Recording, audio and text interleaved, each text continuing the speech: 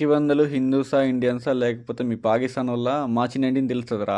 అది మావాడు ఒకడు వచ్చిండు పాకిస్తాన్ మొత్తం వెళ్ళి కంట్రోల్ తీసుకుంటాడు, మామూలుగా ఉండదు. హలో వాళ్ళు వెల్కమ్ బ్యాక్ టు ట్రైలర్ అయితే ఇప్పుడు లేదని తెలుగు ట్రైలర్, నేను హిందీ ట్రైలర్ చూసి రివ్యూ ఇచ్చిండే అండ్ ఇప్పుడు తెలుగు ట్రైలర్ రిలీజ్ అయింది.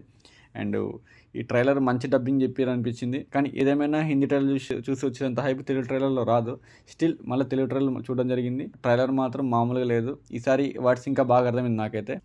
చూపిస్తాం మా దమ్మెంత చూపిస్తాం. హంజా గాడు కరాచీని కంట్రోల్లో తీసుకున్నాడు, పాకిస్తాన్కి హెడ్ అయి కూర్చుంటాడు.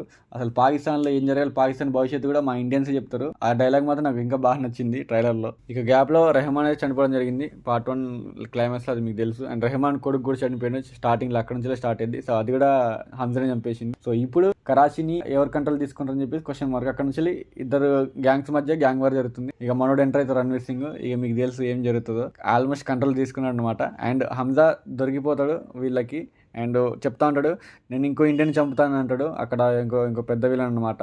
సో ఇదైతే చాలా ఇంట్రెస్టింగ్ ఉంది అనమాట. హంజా దొరికిపోయిందా లేకపోతే హంజానికా వీళ్ళు పడతారా అని చెప్పి మామూలుగా అనిపించట్లే. ఇంట్రడ్యూసింగ్ జస్కిరాత్ సింగ్ రంగి అంటే పలకని చాలా కష్టంగా ఉంది, కానీ హంజా గారి రియల్ పేరు ఇది అనుకుంటా.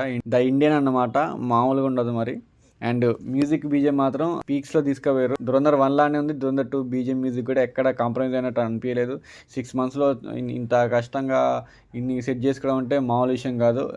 సినిమా మీద ప్యాషన్ లేకపోతే ఈ మాత్రం అవుట్పుట్ రాదు. అండ్ ట్రైలర్ కట్ కూడా వెరీ డీసెంట్ అనమాట. అండ్ హైప్ని మ్యాచ్ చేసిందంటే ఎస్ మ్యాచ్ చేసింది.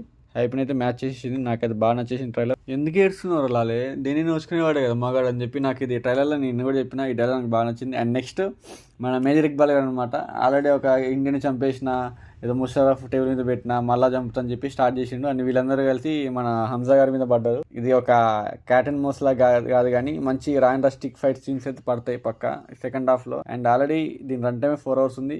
సెకండ్ హాఫ్ మరి ఎంత లాగుతారో తెలియదు, కానీ ఎక్కడైతే బోర్ అయితే కొట్టదు. ఎందుకంటే మనం ఆల్రెడీ ధురంధర్ 1 సీన్స్ అని ఇంకా గుర్తున్నాయి, ఇంకా గ్రిప్పింగ్ రాసుకుని అనిపించింది నాకైతే. ప్రీమియర్స్ మార్చి 18 ఉంది కాబట్టి ఆ రోజు అర్థమైపోద్ది సినిమా మరి వీళ్ళు ఎట్లా రాసుకుని చెప్పి. ఎట్లున్నా కానీ కలెక్షన్స్ మాత్రం మామూలు రాదు, ఎందుకంటే దీని హైప్ అన్మ్యాచబుల్ అనమాట. ధైర్యం, శక్తి, ప్రతీకారం ఇదే దీని మీద నడుస్తూ ఉంటుంది. అండ్ హీరోయిన్ అయితే గన్ని పెట్టేసింది రణ్వీర్ సింగ్ మీద.